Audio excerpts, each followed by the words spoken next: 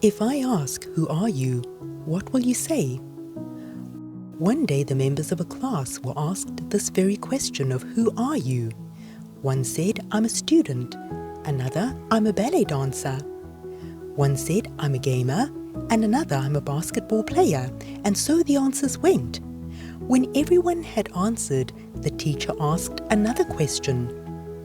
Who will you be if you are no longer a student, ballet dancer, gamer, or basketball player? Who will you be if you are no longer doing these things? There was silence and many confused expressions. Someone once told me that her job defined her, that it gave her an identity. Your identity is who or what you believe you are. Who or what you believe you are affects your sense of self-worth, attitude, and behavior. We often base our identities on our roles in life. We believe that what we do makes us who we are. So, if we have a nice role like leader, social media influencer, or celebrity, we feel good about ourselves. But what if we don't? Does that make us inferior or less than others? No, because there's a difference between what we do and who we are. Another place we draw our identities from is our background. When we come from a family with money that lives in a nice area, we sometimes believe that we are better than others. Likewise, when we come from poor families or communities, we sometimes believe that we are inferior or less than others. If our people were oppressed in the past, we can still believe that we are victims of oppression today and continue living with the mindsets of our ancestors. The last source of identity that we'll look at today is the people around us, our family, friends, those in our school, church, and community. Ever notice that in almost every group there's a leader?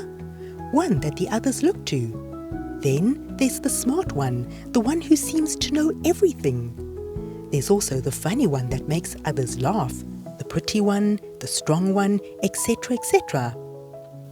These are good labels. But what if we get a bad label? When people put good labels on us, we develop a positive identity.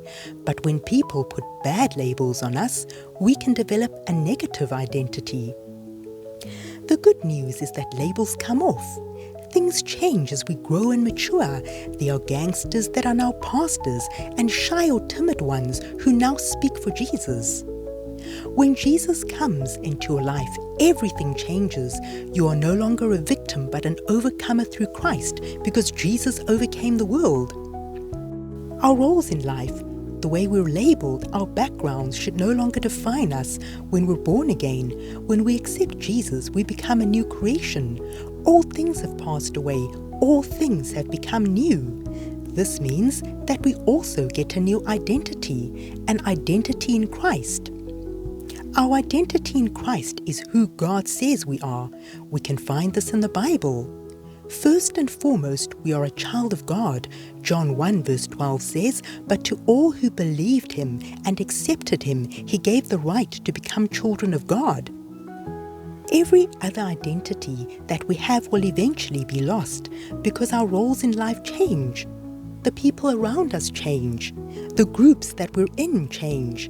The only permanent identity that we have is in Jesus Christ because he is eternal.